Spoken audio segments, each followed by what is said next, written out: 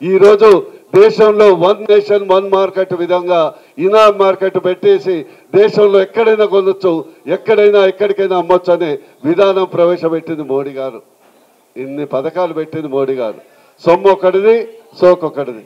కాంగ్రెస్ వచ్చింది, కష్టాలు వచ్చాయి, బోర్లు ఎండిపోయినాయి, పొలాలు ఎండిపోయినాయి, ట్రాన్స్ఫార్మర్ పలిగింది. That is Congress, that is Congress.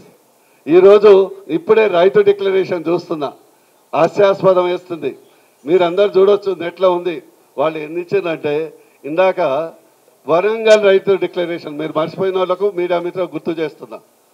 Congress ఏర్పడిన తర్వాత వెంటనే మీరు కట్టొద్దు, మేము వస్తున్నాం, ప్రతి పైసా చెల్లిస్తున్నామని 2 లక్షల వరకు రుణమాఫీ, 2 రూపాయలు కూడా రుణమాఫీ చేయాలి.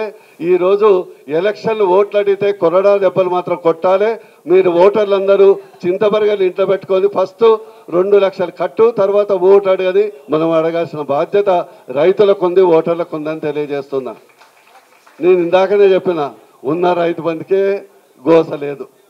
3 ఎకరాలు 4 ఎకరాలు ఇచ్చారు. పోయినసారి 7,000 కోట్లు ట్రెజరీలో కేసీఆర్ గారు ఎన్నికల లబ్ధి కొరకు రైతు బంధు ఇస్తామని పెడితే ఈసీ ఒప్పుకోలే.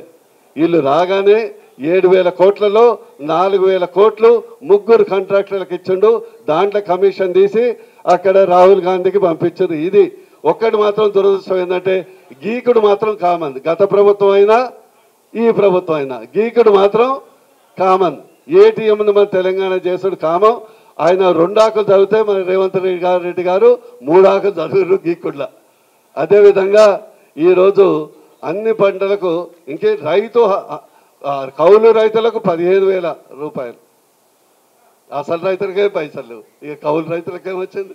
ఇక రైతుల కూలీలకు 12,000 రూపాయలు కూడా లేదు. పాపం ఆ కూలీలందరూ మనం ఇచ్చే మోడీ గారు ఇచ్చే మెన్రేగా కింద 300 రూపాయలు పెంచారు. మొన్ననే మోడీ గారు 270 రూపాయలు.